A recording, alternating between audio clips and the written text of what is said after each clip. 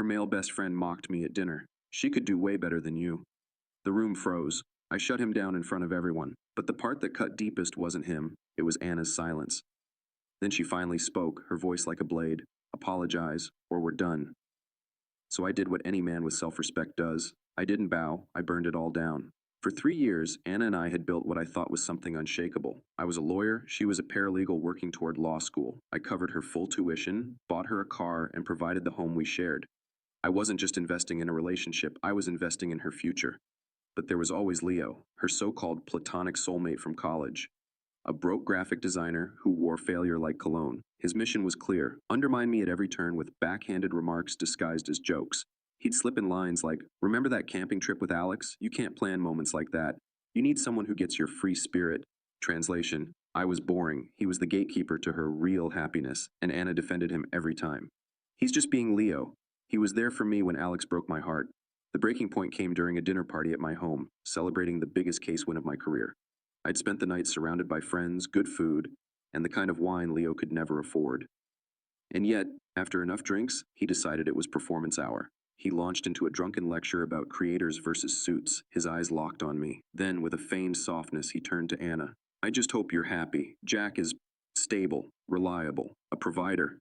He spat the word reliable like it was an insult. Then he turned back to me, smirked, and delivered the knife. "But you've got to admit, she could do way better than you." The air turned to ice. My friends stiffened, ready to tear him apart. Anna just stared at her plate, embarrassed but not angry. Not at him, at me. The lawyer in me took over. I placed my fork down with deliberate calm, locking eyes with Leo. "That's a bold claim. Tell me, what does a better man for Anna look like? Be specific."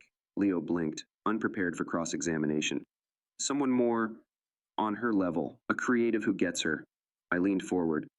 "So, you're the gold standard? Let's examine that." I ticked off the facts, one by one. Anna is in a top-tier law school. I pay for it in full. What have you invested in her future? Nothing. That car she drives? I bought it. You own a convertible that breaks down monthly, and Anna's bailed you out of repair bills with money from our shared account. This house? I own it, pay the mortgage, cover the bills. Meanwhile, you're late on rent so often Anna has covered for you, with money I earned. I paused. The table was dead silent. "So, your position is that a man providing housing, transportation, and education is somehow inferior to a financial black hole obsessed with sabotaging her relationship out of, what, pathetic obsession?" Leo's face drained of color. One of my friends laughed under their breath. Leo sat there destroyed, and that's when Anna exploded. At me. "I cannot believe you just did that. You humiliated him in front of everyone." "He humiliated himself," I said flatly. "I only presented evidence." Her eyes burned. "Apologize. To him. Right now, or we're over." There it was. The ultimatum. She was defending the parasite, choosing him over me. I looked at her with complete clarity. I didn't yell, I didn't argue. I simply smiled, a small, sad, final smile. Then I rose, picked up my glass of wine, and walked out of the room. That night, Anna left with Leo. She moved in with him, confident I would eventually crawl back. She was wrong. For 2 weeks, I vanished. No calls, no texts, nothing. But behind the silence, I made 2 phone calls of my own. The first, to the dean of her law school. The private scholarship fund I'd established for Anna dissolved immediately. The second, to my managing partner, the coveted summer internship I'd secured for her, rescinded, effective at once. 2 weeks later, Anna appeared at my door. She looked awful, tired, panicked, desperate.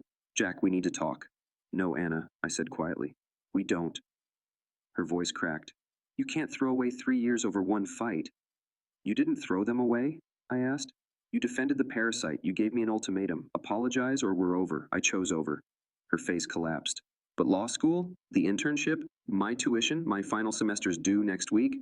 "I hope Leo has a plan," I said coldly, "because my investment is gone, permanently." She stumbled back, pale, her hand covering her mouth. "You can't do that." "I already have." And that was it. Anna never graduated law school. She had to drop out, just months away from her degree, all because of the choice she made at my dinner table.